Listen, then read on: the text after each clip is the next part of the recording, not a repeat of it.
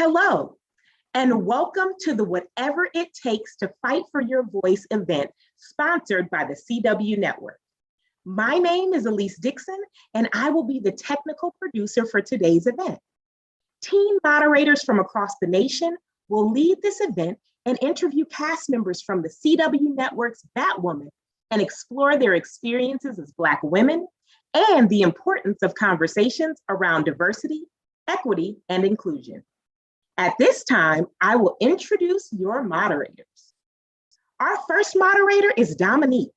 Dominique is a sophomore at Camden High School and has been a member of the Kings Bay Teen Program for 4 years. She is an active member of the Keystone Club and a military teen ambassador.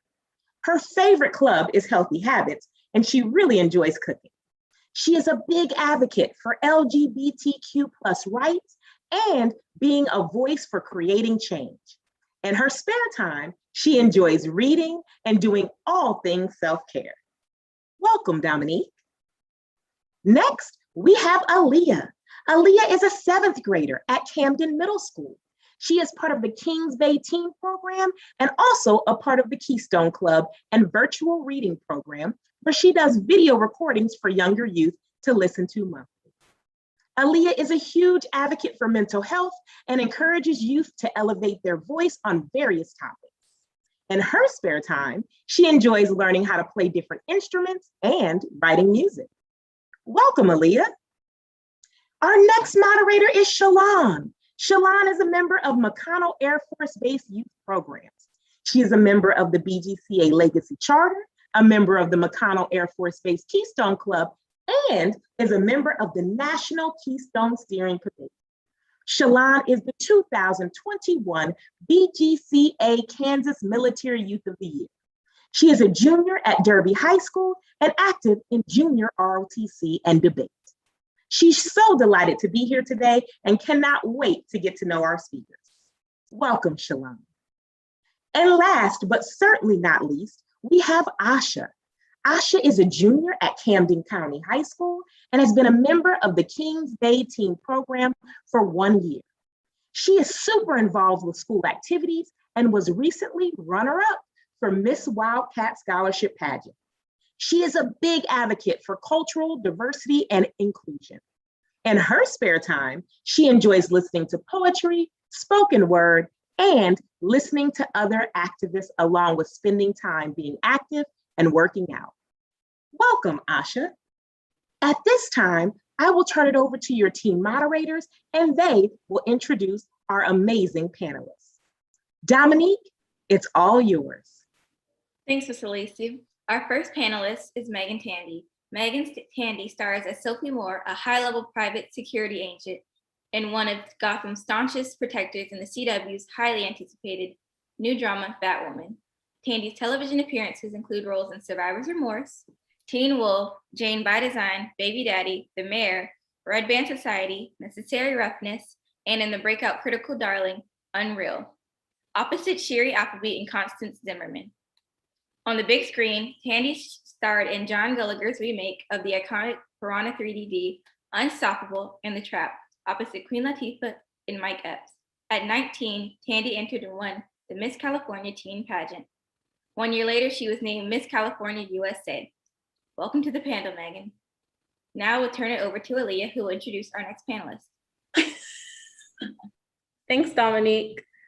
Our next panelist is Javicia Leslie. Javicia Leslie stars as Ryan Wilder, a goofy, relatable, and street-smart lesbian who transforms into the hero Gotham's been missing in the CW's hit drama series, Batwoman. Leslie is also known to television audiences for her role as Allie Feiner on God Friended Me and Paris Duncan on The Family Business. On the feature film front, she recently tackled the lead role in the hilarious new comedy, Always a Bridesmaid, penned by NAACP award nominee Yvette Nicole Brown. Leslie also directed 2 short films this year, Black Excellence and How. Born in Germany and raised in Maryland, Leslie graduated from Hampton University, where she appeared in several productions, including 7 Guitars, For Color Girls, and Chicago. As driven and philanthropically as she is in her career, Leslie started the Chandler Foundation which gives back to youth in her community. When not filming, she enjoys her free time with her dog and staying healthy through her passion for fitness. Welcome, Javicia. Now I'll turn it over to Shalon, who's going to get us started with an icebreaker. Thanks, Aaliyah. So the game of this icebreaker is called The Last Picture. What we are going to do is ask each one of you to share the last picture or screenshot you took on your phone. When you share it, provide a little context to what the image is and why you took it. Everyone watching, please use the chat at the end to let us know which picture was your favorite. Any questions? Okay, I'll start. So I was on TikTok and I seen this scene for a movie.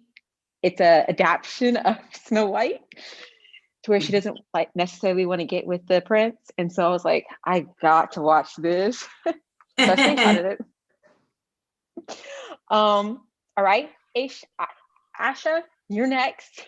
Yes, thank you so much. So my picture is my family and my little brother's friend. We went to an escape room for the very first time. We lost by 2 minutes. It was very stressful, but I enjoyed it. Megan, would you like to go next? Yeah, so mine is with my sweet little Coda, my puppy. I actually took this because I thought she looked extremely cute, and she hasn't been feeling well these last couple of days. So she was looking all cute, just like posted up on the chair. And I was like, let me take a picture of her. And then I decided to get in the shot myself. So yeah. Thank you so much for sharing. Dominique, you're up next. Okay, so my last screenshot is actually from this morning, and I was looking for pairs of shoes and boots. Yes. Yeah. And I was looking at this pair and I'm like, oh my goodness, I can't wait till these come back in stock so I can get them. And yeah, that's mine. Javicia, can you share yours? Yeah, so mine is me and my mama. And my mom is my superhero. Her name is Jackie. This was us on Christmas a few years ago. So that's my screenshot. You guys look so cute. Thanks. Thank you for sharing your picture. I really like that picture of you and your mom. Aaliyah, you're up next. Okay, so mine is a picture of me and my brother. Yesterday was a military day at school, so we decided to wear purple because that's the color of like the military month. And yeah, so that was actually really fun. I enjoyed seeing everyone's pictures. Let us know in the chat which one was your favorite. While you all let us know which one was your favorite, we're going to move into the Q&A portion of our event. My fellow moderators and I have created a list of questions. However, we encourage people watching to use the chat to enter any questions they may have. If we have any time in the end, we will ask a few of your questions. My first question is for Javicia. All of us are military affiliated youth, and we noticed in your bio you are as well. What impact did being a military child have on you? One, time management. My military background, not only with my mom, but myself, because I used to work as a contractor for the Army and I was in JROTC. Time management is huge for me. Also responsibility, understanding delegation, meaning that it's all a team effort. Like one thing you learn in the military when I was in JROTC, it's that you can't get, it's always going to be, you're always going to need your teammates. So you have to depend on your teammates, and everyone's responsibility is as important as the other person's. So for me, when I come onto shows as an actor, I just always look forward to being able to create with my teammates, and also be able to, like, it's really about the goal for us. And so if we get a scene, and a scene is for it to get to point C, A to C, it's between her and I to be teammates and create and give and take so that the scene can have that. So that's something I definitely learned from growing up with a military background. Wow, that was great. Thanks so much for sharing. So the next question is for both of you. How do you use your role as a Black woman and as a celebrity to stand up for things you believe in? Yeah, I've done so by creating my own foundation for girls. It is conveniently named after me, the Megan Tandy Foundation, but I actually do youth programs, a convention once a year for girls ages 12 to 19. It's called Girl Talk. And I remember when I first got this up and going in 2011, it was because I was on a show at the time where I was getting so much social media bullying and like people saying all this stuff to me and whatever. And my thought was like, man, I feel like I should actually be like trying to like educate these well, I shouldn't say kids, but you know, these young women so that they know like you shouldn't be doing this type of thing. And I was like, you know what, I got some influence. So I started doing that and it's been a hit every single year. And then we started targeting specifically on urban youth and foster urban youth. And it was nice to be able to do that because it's like, all right, cool. I'm on a show, I'm on shows. People are seeing my face. Well, I don't want it to just be about, all right, cool, check out my selfie. Like I wanted to be able to use it for something good. So yeah, I wanted to use my influence to create a foundation. It's been awesome. And for me, one, using my platform, when I have an opportunity to speak, making sure that I use my voice and my platform to stand up for what I believe is right. I know that just by how, you know, the way we look, being born Black women, we automatically walk in as a representation for all of the girls that look like us. So it's just really important to make sure that when I do have the opportunity to speak for us, that I'm fighting for us. And then along with Megan, I also have a foundation. Oh, okay, I'm sorry. Along with Megan, I also have a foundation called the Chandler Foundation. And I agree, it was all about making sure that I help to provide opportunity for children that may not normally have those opportunities based on whatever their situations may be. And I specifically love sports and fitness. So my first event that I did last year was I did athletic drive where I had everyone come and donate basketballs and footballs and jump ropes, things to get kids active. And then we took it to some local schools in LA. And then I've done a book drive and stuff like that. So just ways that we can create abundance in our community is really important to me. Thank you guys so much for sharing that. I'm definitely gonna have to go check out those organizations. Yeah. Yeah. Yes, so this is a question for Javisha. Considering our current political climate, how does it feel to represent one of the first Black female superheroes on TV?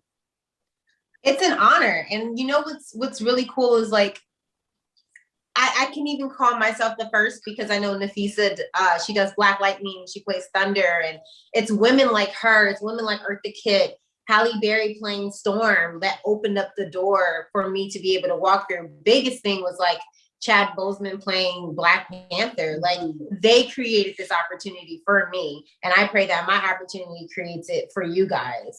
But it's a complete honor. It's a responsibility. And I love the responsibility. I love that this is a part of my journey, and whatever I can give of myself to open up more doors and allow us to move forward is what is really like my purpose.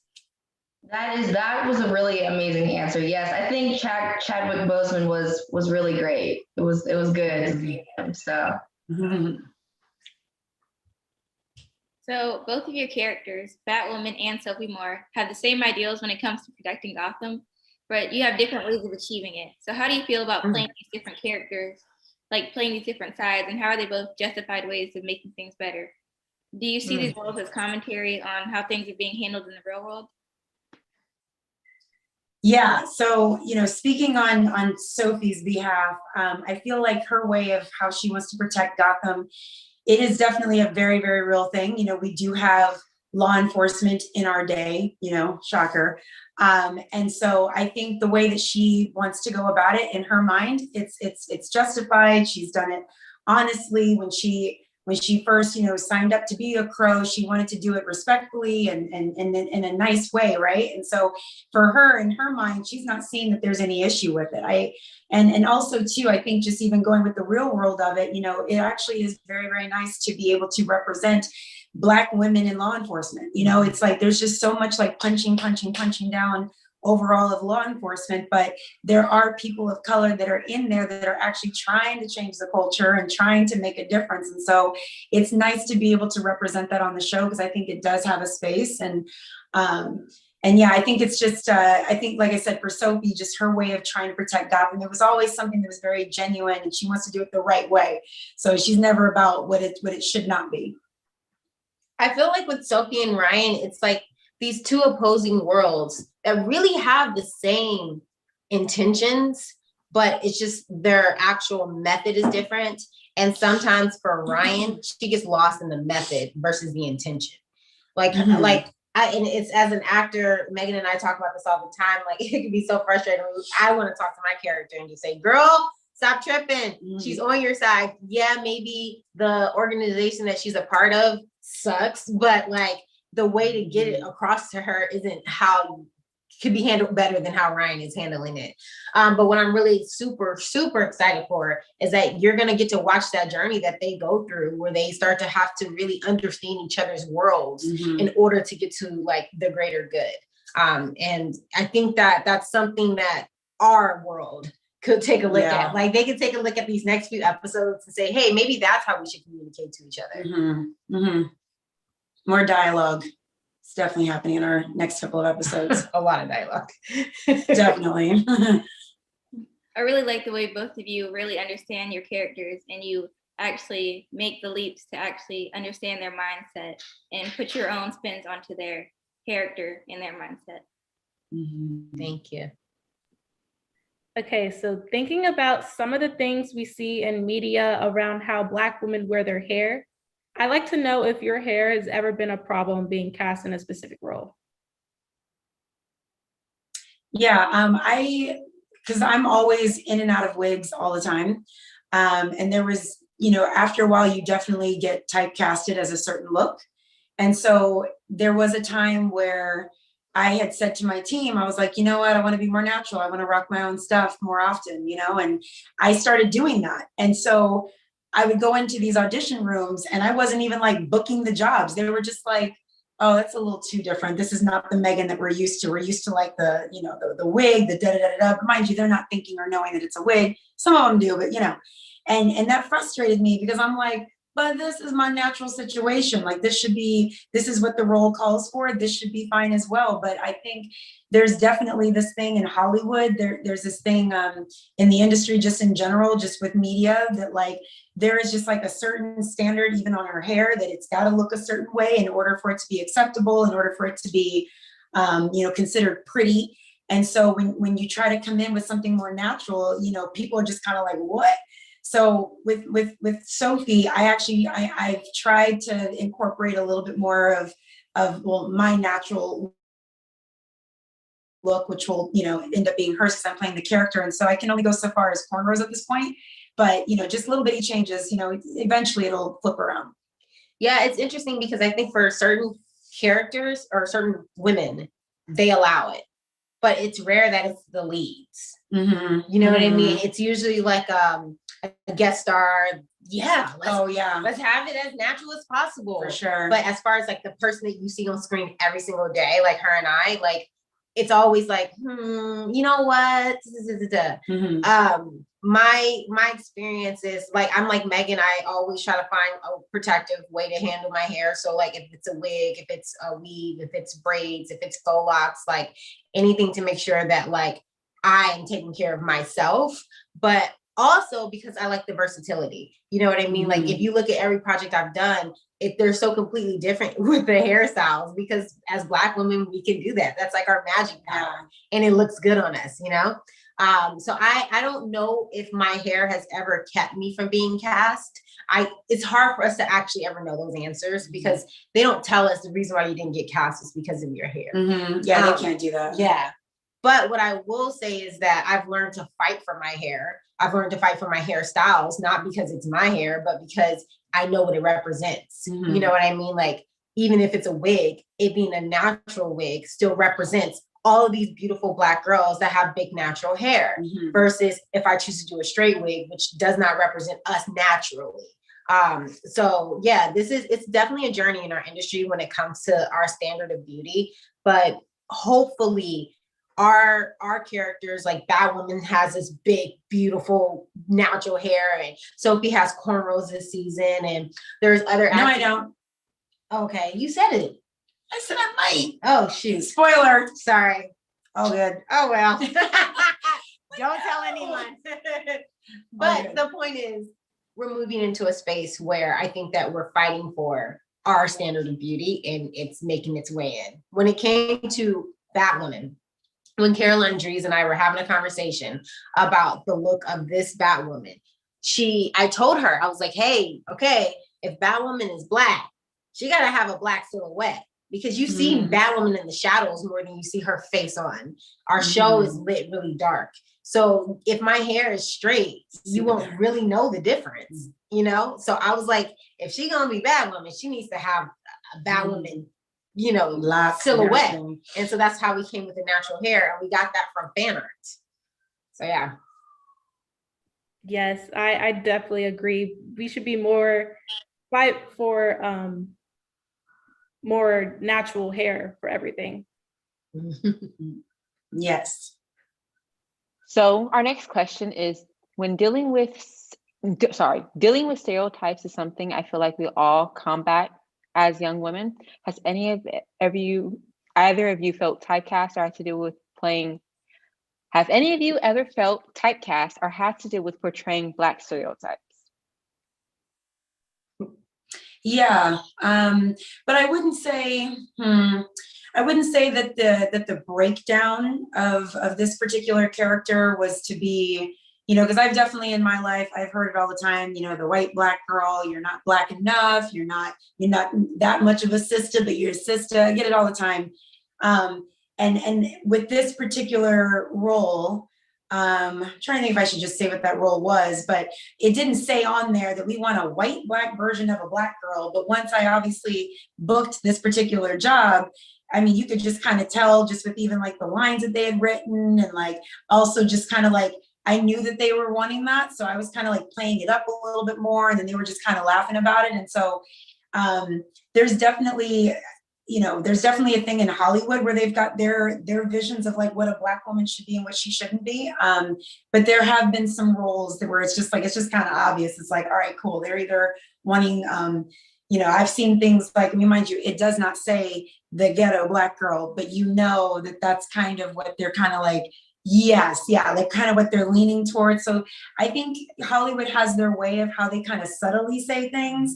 And yeah, I've definitely been a subject of it, because I mean, I've been able to work because I've just been fitting into whatever version of the labels. Mind you, it does come with being an actor. Like, we are supposed to come up here, we're just portraying a character, but in portraying those characters, are there kind of like these little undertones of like what they're kind of saying a Black woman should be, and this and that and the other. Well, yeah, of course, definitely. I feel mine has been mostly like in scripts. Mm-hmm. So not necessarily like the character itself, but how maybe the words are worded, where I say, I feel like you're trying to make a point with these words. Mm-hmm. Like, I feel like you're trying to make me sound a specific kind of way, because just because someone may have gone through something in their life doesn't mean that they can't articulate their words accurately, you know? And I fight for that. I fight for our stories to be, it's different when there's so much to support not being able to speak correctly, you know, like, oh, that is the character does not speak correctly because of this past. But if you're just saying the reason why the character cuts off their words and doesn't articulate clearly and things like that is because she's Black and she's from a certain neighborhood, that doesn't fly for me, because I know Black kids from certain neighborhoods that speak better than Black kids I know from very bougie neighborhoods. So it's just like, they don't understand us, but we understand us. So it's our job to fight for all of the different complexities that makes us who we are. You know what I mean? Like, that's my job. And if I do it right, they won't fight me, because they understand that, oh, okay, actually, this is better anyway, you know? Thank you so much, guys, for those answers. I felt like I really could connect with that. So thank you. Yes. So as I think about stereotypes, I feel like there is always a push to prove that we can overcome in spite of what others think. So have either of you had a conversation around being one of the good ones or lucky ones for achieving success? Especially have people assumed you are out of the ordinary for being a successful Black woman?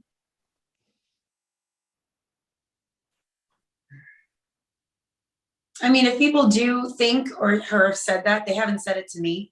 I have not, I honestly have not had anyone say to me like, oh, you know, you're one of the lucky ones to be able to. I've never had anyone say it to my face. I mean, I'm sure if people are thinking that, I mean, of course, with this, you know, with how society is kind of built, it's like if you get any kind of an inch, it's like, oh, well, you're one of the lucky ones. But no one's directly said that to my face.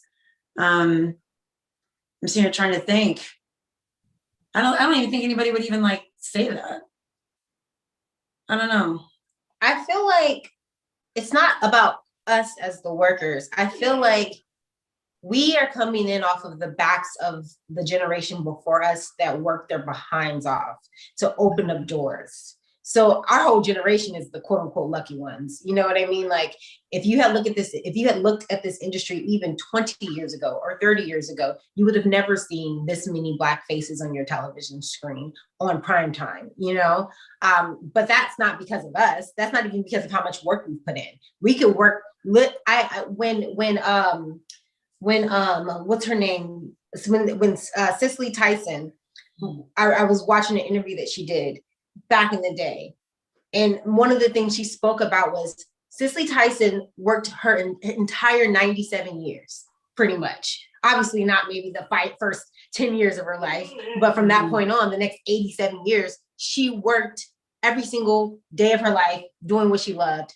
And it didn't mean she was the most successful actress in the world. You would think if you put 80 years into your career, you'd be the most famous actress in the world, the most successful actress in the world.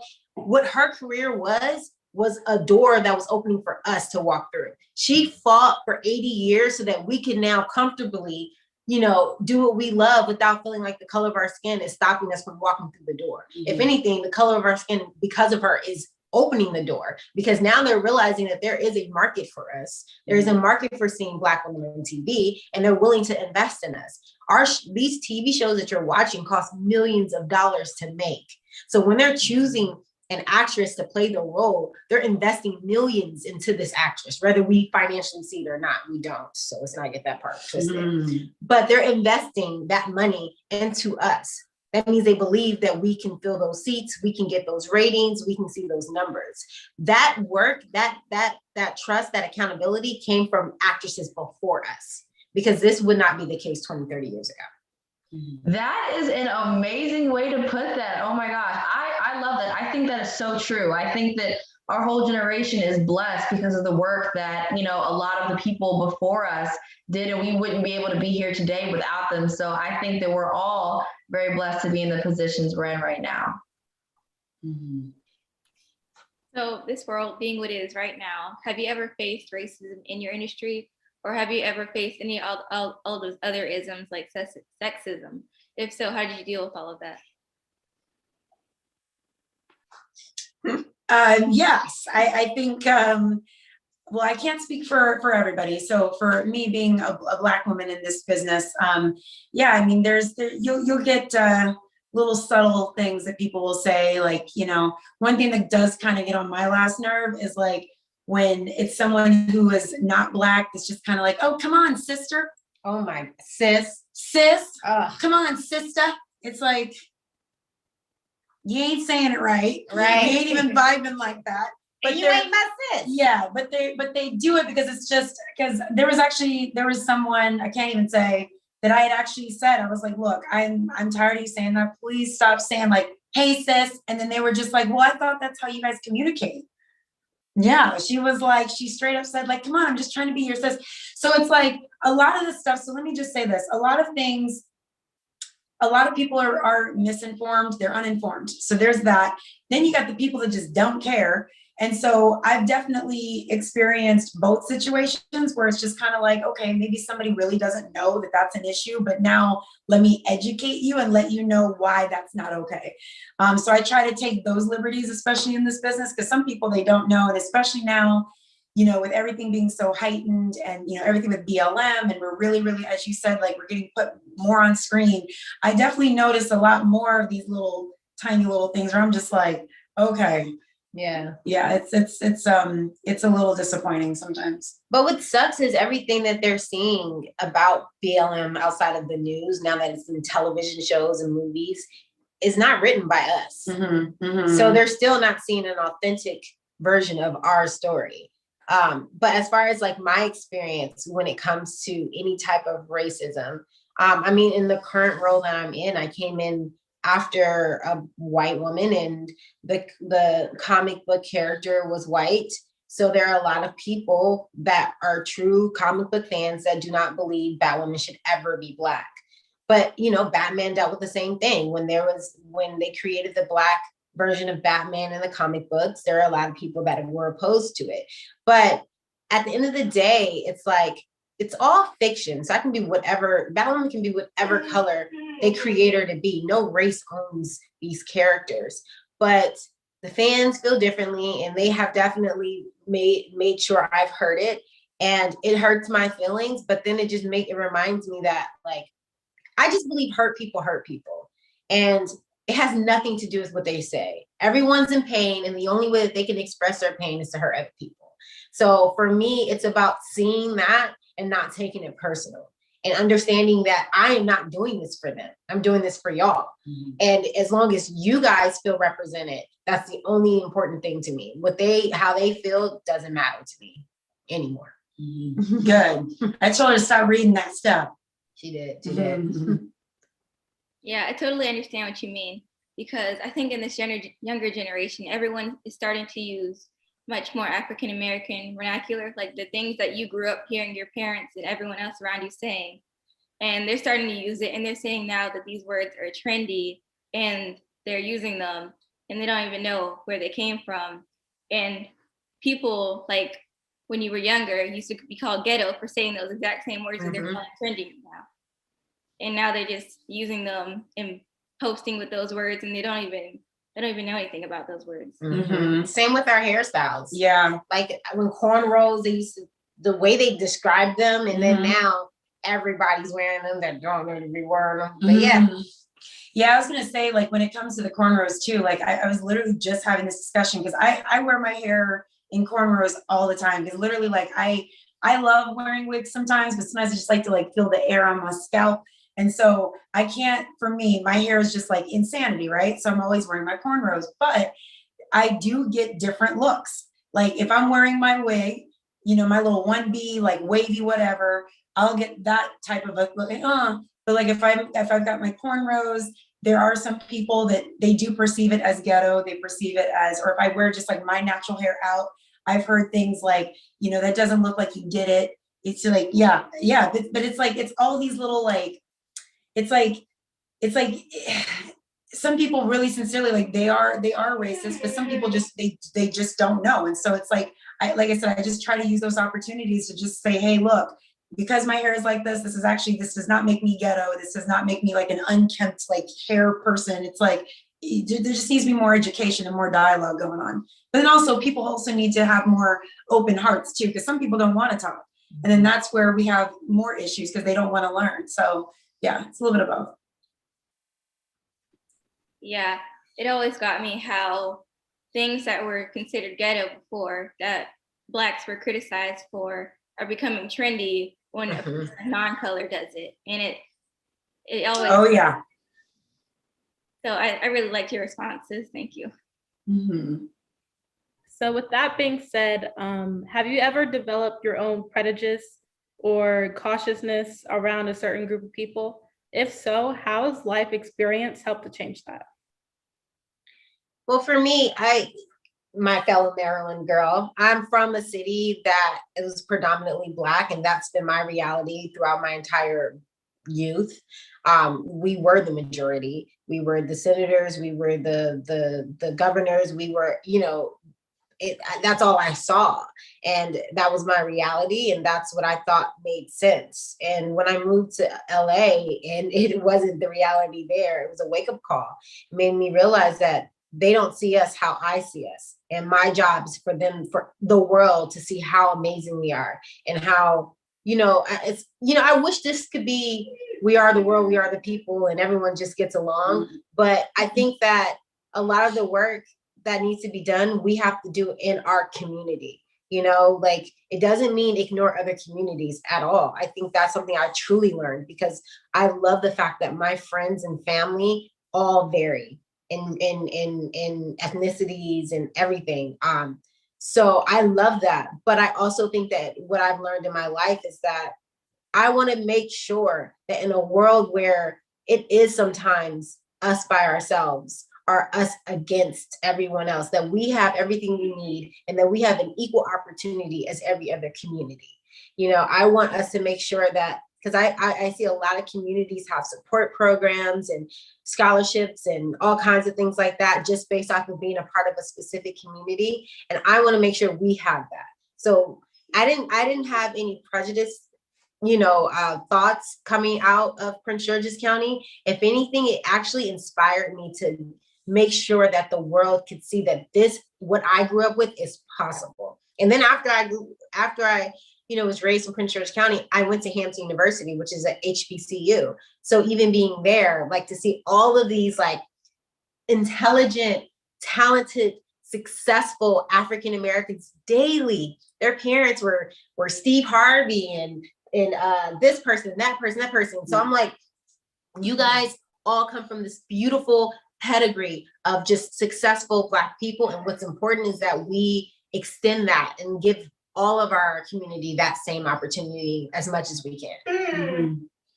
Yeah, I sincerely, I have not developed any prejudices. I don't know, my dad and I used to talk about this. I think, I sincerely think growing up in the part of California that I was in, it is just it's so freaking diverse. And so it's I don't know. And even with my family, we're all just very we're very accepting and loving of everyone. And so I was not, I don't know. It's I didn't grow up, with a bunch of money. I didn't grow up privileged. I just grew up. And so there was never ever at any point anything from my upbringing, from my parents or anybody that was just kind of hey, so this particular community, you don't trust them. Don't da, da, da. I was sincerely never like that. So I think it really just kind of depends where people grow up and what they are exposed to. So I can never judge where it may have been in somebody's particular part of the country, but with where I grew up and with my family, with my wonderful mother and father, there was never any prejudices that were placed upon me. So I sincerely don't have any. I love everybody. We want everybody to love us. Yes, yes, I want everybody to love us for sure. But I know it's I feel like it's one of those pageant answers, but it's actually the truth. Okay, sorry. There we go.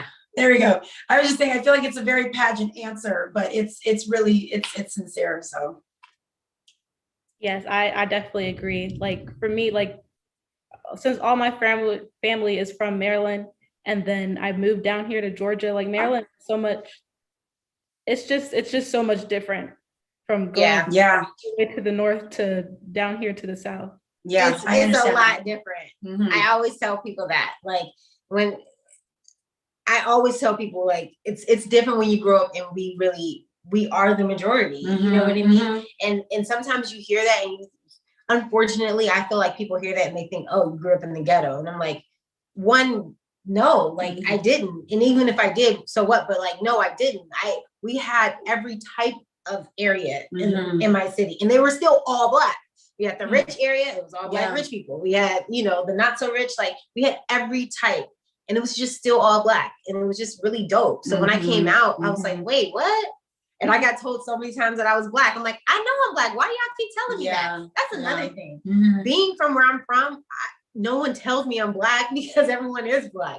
Mm-hmm. Ever since I got to LA, I feel like that's the only thing that's talked about. Mm-hmm. Is the color of my skin. And it's not only that too. I was just talking to somebody about this the other night. So even though, California, very diverse, I did spend 2 years of my life in Deerfield, Illinois, which was not a very diverse space. And I didn't even realize how Black I was until I came back to California. And it was actually like other sisters telling me, because they were saying, that's when, you know, going back to that other comment that I made, that's when it was like, oh, you're not Black enough. Like, oh, you're Black, but you're not really like, you're not one of us. Like, you know, and I was just like one of us. Like, I thought I was just Black, but it's like, that's what I was saying. It really just depends on where everybody grew up. Everybody's got different experiences, you know? And so but yeah, it's the same though. I didn't realize like Black. I thought I was just Black. I didn't know I was not Black enough. Like it's, yeah. The US of A, we're very diverse and just very separated.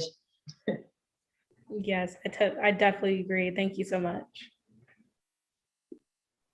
So my next question is, has portraying a superhero or top crow agent helped to boost your confidence or made you want to speak up and out more for people or causes you believe in?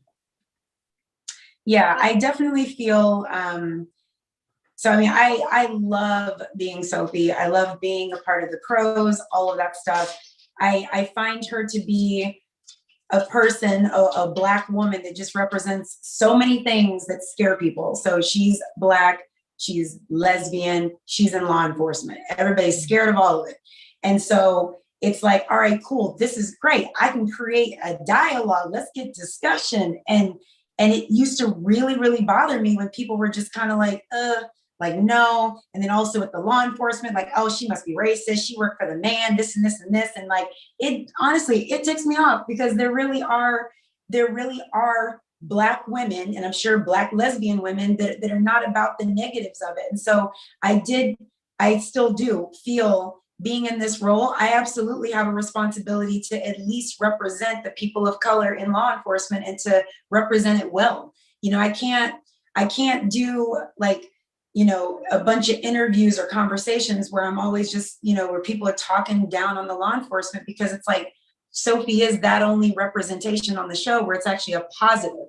And so I do feel, because it's not a popular thing, because nobody likes it, there is responsibility for me to properly represent it on the show, because it's not accurate that it's just all, you know, she's just terrible and this and that. So because of the role, yeah, absolutely. It's like, I got a responsibility to properly represent that. So yeah. I feel like, and that's interesting because I grew up in a military family. And to a certain extent that can have like this law enforcement feel. And I agree. People have this idea of what law enforcement represents in the United States. And it's so much, it's way more colorful than that. It's way more multidimensional. What we're seeing in the news isn't, but in real life it is. And I think that that's something that we all really should just be very aware of. And I pray that the generations coming up don't see what we're seeing and allow that to influence how they treat people that are in law enforcement, because that's just a tricky, dangerous thing. And what it'll do is it'll create this constant separation where law enforcement will never really understand us and we'll never really understand law enforcement. And then what's the point? For Ryan specifically, you know, one of the hardest things for me was, you know, we fought for Batwoman to have this look of natural hair and things like that. And then sometimes I put it on and I feel like I'm taking up too much space. And I grew up feeling like that. You know what I mean? I grew up wanting to keep my head down and no one notices me and let me just do what I need to do. But I just had this passion for performing, which is why I chose to act. But then we put this wig on when I turned into Batwoman, and in this show filled with no one else that has big natural hair, I just feel like I'm taking up space. And so playing this role has taught me to understand my journey and what it means to take up space, but what it means to take up space because I'm representing women that should be taking up space. You know what I mean? Like, even though sometimes I can feel, you know, very introverted and not wanting to put myself out there and just wanting to act, I understand that what I represent gives a stage for those that aren't introverted, that are extroverted and want to speak out loud. And the only thing that they feel is stopping them is that their hair is too big, or their skin is too dark, or their hips are too wide. You know what I mean? Things that make us who we are. So sometimes I feel super insecure about it, especially back when I used to read the comments. But now that I've taken myself away from all of that, and I just allow it to exist, and I allow, you know what it is? I had a friend that would say, I would say something negative about myself, and my friend would say, don't talk about my friend that way. Mm-hmm. And it was just one of the sweetest things ever. And so now I've gotten protective of Ryan. And I'm like, don't talk about Ryan that way. You know, Ryan deserves her space, her stage, her moment. And every little girl every person that feels represented by Ryan deserves their stage, their space, their moments. I definitely can relate with that. I love Ryan and I love what she represents. I mean, I felt like, I was taking up too much space at one point. And so I kind of just feel so grateful that you got those actors or TV characters that just represent what you believe in. And so Thank you. Okay, so that was honestly a great response. And for our next question, I feel like it's easy, to be dismissed as a Black girl sometimes. So have either of you ever been in a situation where you felt like you were not being seen or heard, and how did you handle it? I'll let you answer that one. Okay. I don't think that that's something that just goes away.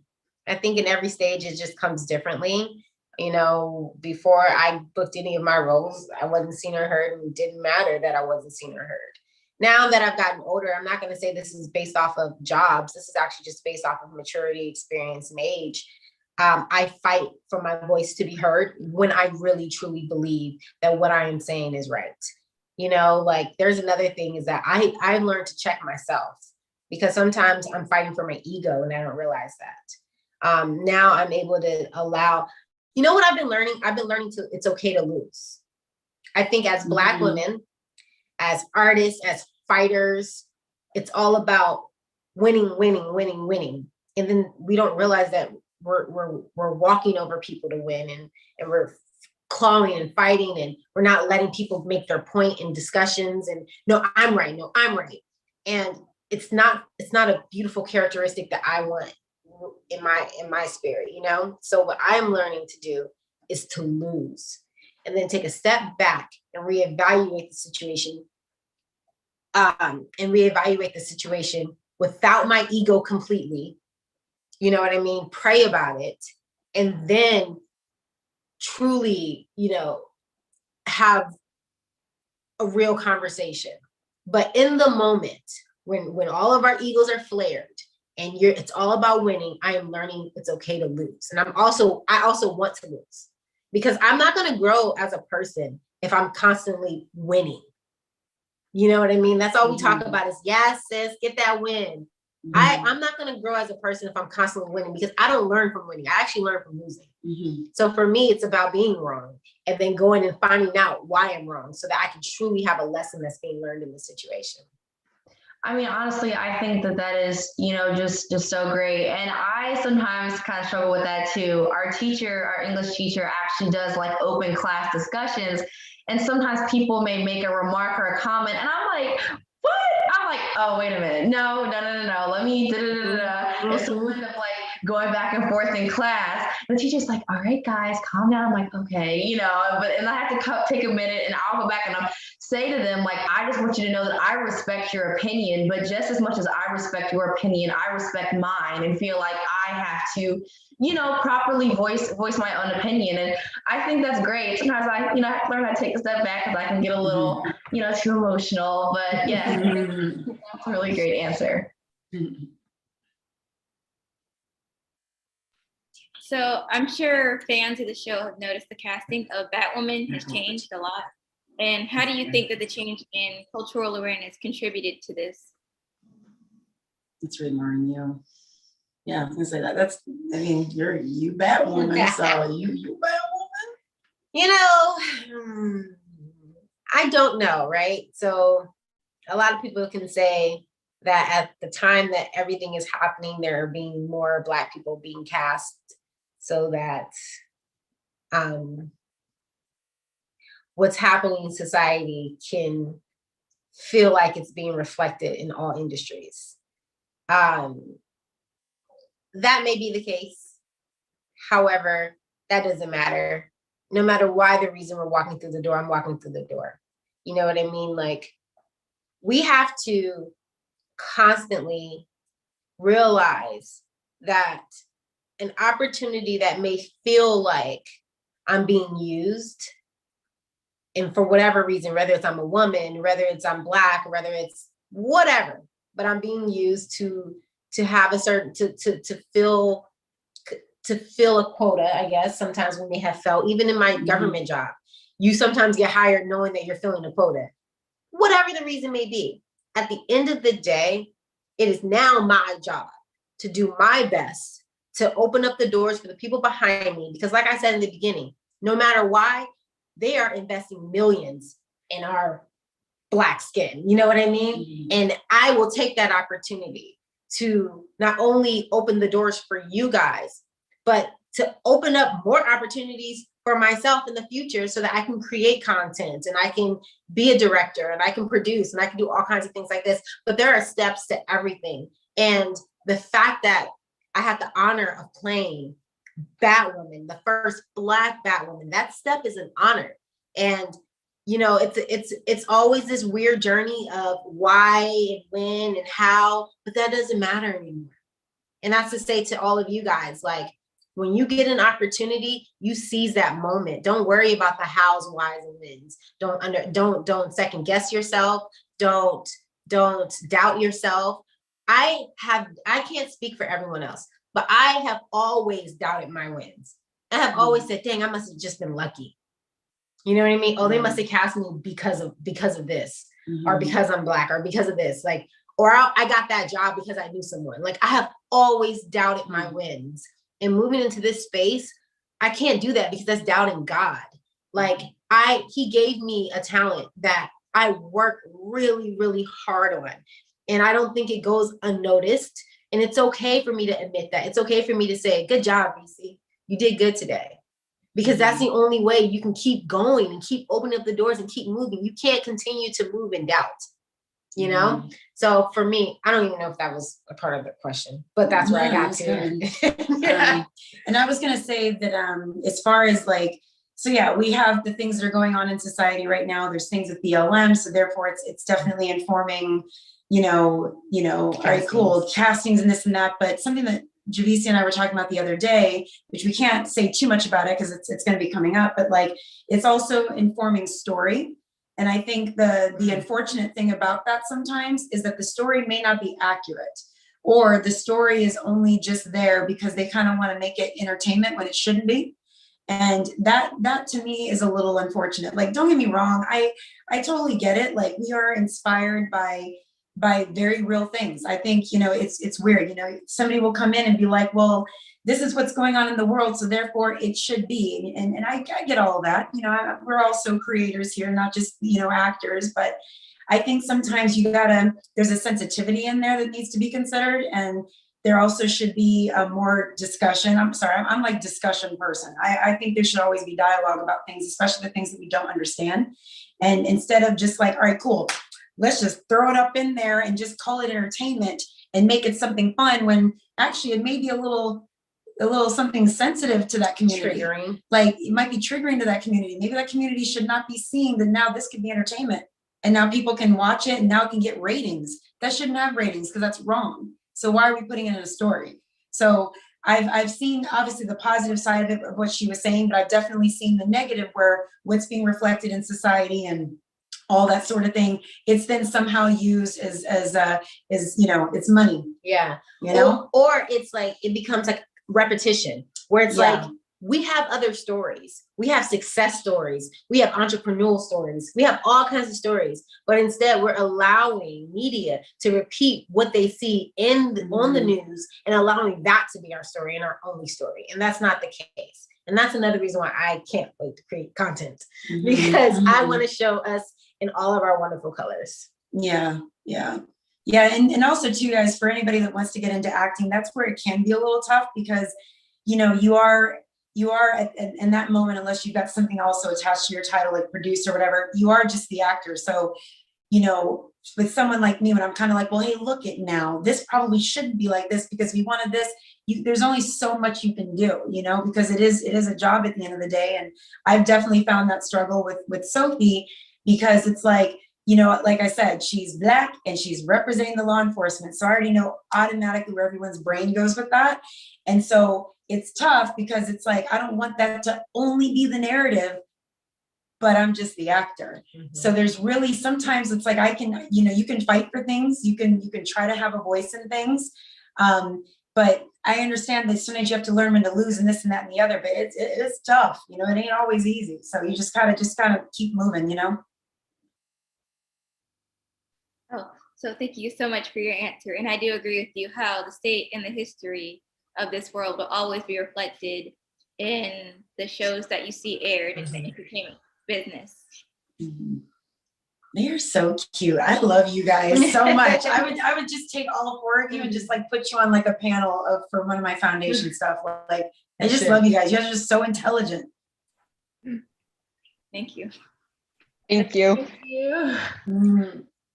Okay, so one of the coolest parts of doing virtual events is the opportunity to see things that we may not normally be able to see.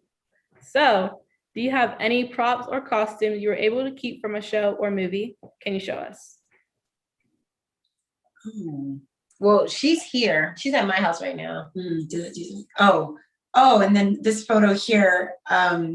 Yeah, so this was actually a scene that's going to be coming up for an episode, which is really exciting. Oh, that episode. Yeah, that one. And that one, there's a bunch of jokes, and it was just actually wait. I think we can say the title of it because I think it's called "Give Me a Clue." Yeah, give me a clue. That episode's funny. It's like our first like going on a mission, like as yeah. Like, no spoilers. Okay. Yeah. I'm a spoiler person. Yeah. Okay. Is that Chancellor? Yeah. Chance, he is just the bomb. He's over at entertainment and he is just like, he just always does all of our interviews and he is just, he does, you know what I love about him? He freaking does his homework. Like, do you notice like when you ask, when you're doing a thing with him, he knows what he wants to ask. It's not just like, so tell us about that episode. He knows exactly what about it. So, but yeah, doing press has been fun. And I'm sure for you too, right? Yeah, it's been great. Yay. That episode has aired. That's the episode that introduces Sophie's sister, Jordan, played by Kia King. Yeah, she's so amazing. That was such a fun episode. That episode felt like just so many Black women. Yeah, no, it did. Oh, and I think, see, I get confused. I think this was my first day on the pilot, but this was my first time working in the Crow's Nest, and I was just so excited. I was just like, yay, look at me. So, I'll let you explain this. This is from Always a Bridesmaid. That's actually how I met Megan. She came on as like, I think we were sorority sisters, and I was a bridesmaid in her wedding, which was it was my wedding. Funny. I forgot about that. It was so beautiful. It was such a beautiful wedding. Yeah, it was. Too bad it wasn't my own, but yeah, it was fun. That was our second episode. Yeah, that was our second episode, and that's the first time that Sophie and Ryan see each other for the first time in however long that it's been. And yeah. That's Megan's favorite scene because we have like this like intense back and forth in the interrogation room. And then I couldn't get her last name right in real life. And yeah, because it's Ryan Wilder, but I kept saying Wilder. And I didn't learn the correct pronunciation until she and I had ran lines the night before. So yeah, that was a fun day. Oh yes, and Rachel. Yeah, so she plays Alice, and we've just developed such a wonderful close friendship. And she's just great. We got to be outside of the Crow's Nest. I got to get rid of my crow's outfit and be in civilian clothes, and we got to shoot that on a beach, which was really, really cool. That's fun. That beach is Coriana. Yeah. We were at Coriana. Oh, and yeah, this one. Okay, so that is Rochelle Okoye. You guys, she is a freaking award-winning professional fighter. This woman can kick your butt. So that is my stunt double. And so she's been my stunt double pretty much almost every job I book out here when I come to Vancouver. It's always been her. So she and I also have a nice tight relationship now, but she is just so good. So this was when she had to double me for something. And I was like, we gotta get a picture in. So yeah, she's great. Yes, I love those pictures. You guys just look so fierce in those. Okay, so the next question is, can you guys share a stunt scene or maybe bloopers from the show? It's definitely on that. It has nothing to temper. Okay, yeah. So this is episode 2. This is my first time really going up in the air, and I'm harnessed in, and they take me really high, and it was scary and fun. Ooh, that looks so scary. And then I came down like the underworld, Kate Beckinsale. Yeah, That that's was so much cool. fun. Stunts are my favorite. How fast do you think you were being harnessed up? I don't even know. I don't do that. Oh, so I'm learning the bow staff. It's one of my favorite things to do for my stunts. Like the episode before last, I did the entire bow staff scene by myself, which was super dope. But these are just bow staff drills. So this isn't even like the fighting. This is just the drills that I have to do to warm my body up before I move into the actual fights.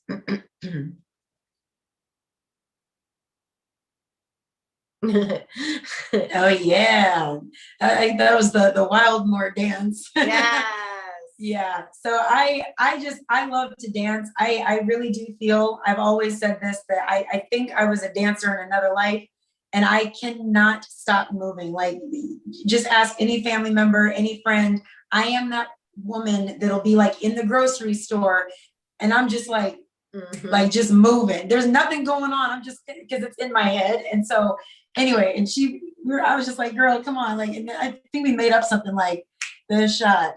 I don't know what, we were just making us. I was like, come on, girl. And then it just turned into something. So yeah, we're always moving. I can definitely relate to the whole always moving. I always have these songs in my head where I'm dancing in the car, just shaking my shoulders, doing weird stuff. Yeah. But I love those. That's where I love the flying. That's my favorite part. Oh yeah. The flying was definitely my favorite one. That was so awesome. So can each of you share your favorite line or monologue from a character that you've been? Oh man. Yeah. In fact, I'm so fired because I wanted to get the exact thing that I said, but it was actually season 1. I tried to take a screenshot, but now I can't find it. It's only part of it, but in season 1, Sophie came out to her mom, and she this is only part of it, but I say that I could have both a version of me. Yeah, so she's talking about, because she was coming out as a lesbian woman, and her mom did not know, but she was talking about, she thought that she could have both, the version of me that my school and my family could be proud of, and the version of me who knew she was, and who knew who she was. And then the other part of it too is, I say to her, I didn't ask for these things, but each of them make me who I am. And I remember this whole monologue to my mom on the show. And I was like, this is dope, because she's obviously talking about her being lesbian, but it's also, that applies to like everything. I didn't ask for these things, but each of them make me who I am. Like, what? Like, I just remember going crazy because Denise and Caroline Dries, they were the ones that were behind that episode, and they wrote that. And I'm like, you guys, that is just so good, because it's true. It's like, we don't ever know what hand we're going to get dealt in life, but each one of them make us who we are. And we just got to go out there and represent ourselves to the best of our ability and do it as best as we can, so yeah, that was my favorite one. Mine is, it's kind of a double part, but anything that had to do with the transition from going from red Batwoman to Afro Batwoman. And one is when Luke he realizes that I've altered the suit, and he's like, you alter the suit, and I quickly respond to him, have you seen the damn wig? Oh yeah. And I think that everyone that has ever seen that red wig at home is probably like, yeah, thank you. I've always said that wig should have had a better hair quality, you know. So I know it should just, And that's something a Black woman would say when she has to take over a costume like that. She'd say, the wig gotta go. And then like my second, not to give two, but I think because mine was so short. My second was Alice Morph that plays what was his yes, oh my god, I forgot, but our villain for episode 2, he called me out when he basically said, I know who I am, but you're standing here in this, Victor's ass. Thank you, Aaron. He basically said, I know who I am. Like, I cut myself for pleasure, but like, you're the one standing here in this wig and this outfit that doesn't look anything like you. And so that is what prompted Ryan to change the wig in the whole suit. And so her intro, which is the video we just saw, which is when she leaves, but when she lands, which is my first time landing, I stand up straight. He looks at me, he's like, new look, and I say, new Batwoman. And it's like basically what we use to advertise, like, you know, the new Batwoman. So it's really dope. And that drop down, that was pretty dope. That plus the line, I thought that was great. You did a great job. That is so good. I think, you know, it's so important in life when we're figuring out who we are to be unapologetic about it. And I think that, you know, both you all's lines really just speak to your character, and then just coming out and saying, this is who I am, you know, you gotta take it or leave it. So just want to take her and just you would be on my staff, all for it. It's just every time you guys are talking, I'm just like, I wanted to do this. I wanted to do so. Yeah, just sorry. Keep going. Yeah, you guys are great. Since identity is so important, are you comfortable with sharing an item that is special to you that captures your identity that you can share with us?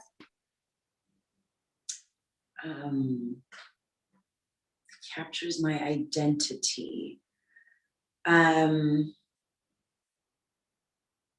It's weird. I was trying to see if I had anything.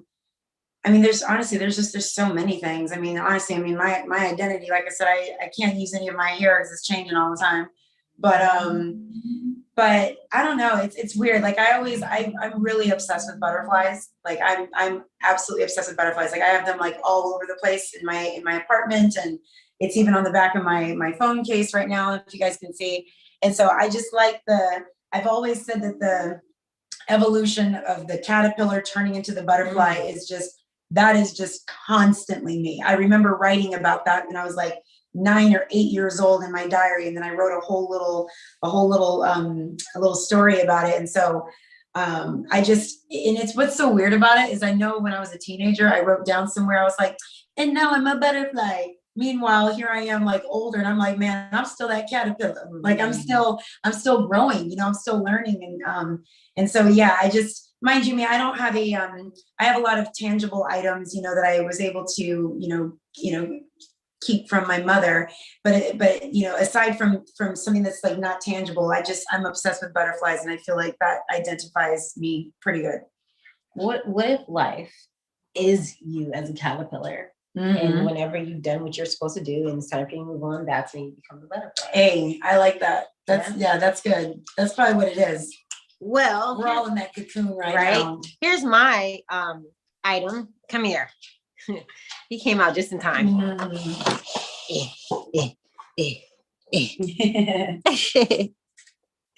So for me, I am literally obsessed with animals and plants, just because I kind of feel like they are like a true representation of like life in the universe. And I think that dogs are God's gift to us, and it's our job to protect them and take care of them. And I also feel like if you had your dog for pretty much most of its life, your dog is you. So if we're talking about items that are representative of us, if you meet Judah, we have very, very strong similarities. I don't jump on people when I see them, but I probably want to. I just know that in the midst of COVID and the midst of not being weird, I can't hug everybody. But Judah's definitely that. Like, He's so sweet. he's Such a so good boy. sweet. He's so kind, but inside he just wants to play. He wants to play. He wants to see his friends. He wants to hang out. He wants to be outside. He wants, and then when he's inside, he just wants to lay down, watch TV, and have his belly rubbed. That's all me. Like inside, I just want to play. Like deep down inside, I just want to hang out with my friends. You know, go grab food, go walk around, be outside. But inside, I just want to lay on my couch and watch TV. And I can rub my own belly. And you can feed yourself. And I can feed myself. So yeah.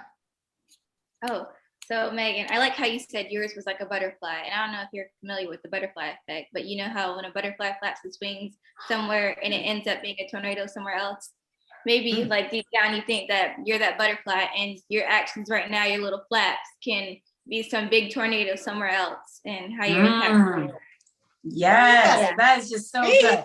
Yes, just was quick. I told you, I'm just, yeah, you guys are coming with me, but I like that. Yes, I definitely feel like I'm in a tornado half the time. So that's actually very accurate. I like that. I'm gonna have to add that to my that's really good. That was quick. Yes, it was. Like, did you text her the answer? Yeah, I know. I'm gonna say, yeah, text me, write that for me and put your little quote. Wow, no, that's very good. Oh, thank you. So thank you so much for sharing and participating in our event today, of course. It has really been eye-opening to learn so much about each of you and your experiences, of course, Black women and big actresses in this industry. And as we prepare to discuss our event to a close, we want to invite everyone watching to continue to have discussions about diversity, equity, and of course, inclusion in celebrating Black women. One way to stay involved is to use Growing Up Black Smart Girls Video Discussion Guide. To hold conversations at your club or your local youth center, this guide can be downloaded on bgca.net. Another way you can get involved and celebrate Black women is to participate in the Fight for Your Voice contest on myfuture.net. The contest runs through May 15th and allows you to celebrate Black women. Contest participants will have the chance to win some awesome swag, and the clubs with the most participants have a chance to win pass-through funds. For more contest details, visit myfuture.net.